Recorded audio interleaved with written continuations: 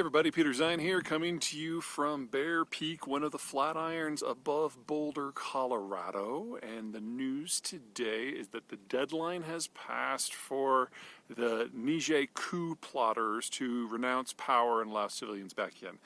Now, some quick background here. The French have been fighting their version of the war on terror in the African Sahel region, which is the zone between the tropics and the desert, the Sahara, for pretty much as long as the United States fought the global war on terror. Obviously, they fought what was the war that made more sense to them.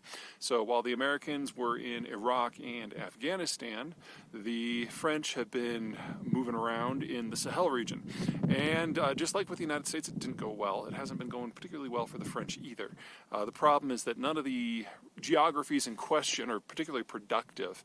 The Sahel does get more rainfall than the desert, but not a lot, so agriculture is difficult, and a lot of these countries don't even have a lot to mine. So you've got thin population density, maybe one or two population centers, and it's really hard for those population centers to exercise their writ over the rest of the territory. Ergo, where the French have come in to partner with the local governments. The problem is those local governments aren't stable. So the four big ones, Niger, Mali, Gabon, and Burkina Faso, all former French colonies, have now all had coups. And as the first three happened in Guinea and Mali and Burkina Faso, the French have concentrated more and more of their efforts on Niger, and so now that Niger's had its coup as well, there's not a lot to go for. So we go one of three directions from here. Number one, the French suck it up, realize that their influence in... Oh, hello.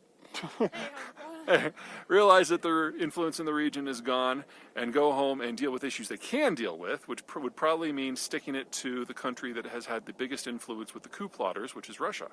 Option number two is the French go in hard and send some special forces in to knock over at least one of these governments, with Niger being the most likely one. And in that scenario, it honestly wouldn't be too hard to do because the coup government is just as unstable as what came before.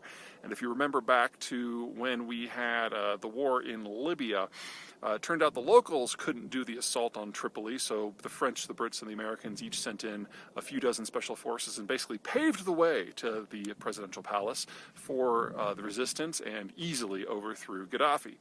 And then there's option number three, which is kind of getting interesting, which gets us to the deadline that we saw today. There's a group called ECOWAS, which is the Economic Organization of West African States, which is trying to be an African version of the EU, and we can find plenty of fault with how they've pulled it off, but they do have a security clause, and ECOWAS basically told the coup plotters that they needed to step down by today. And they didn't. So the question now is whether ECOWAS is going to put its money where its mouth is.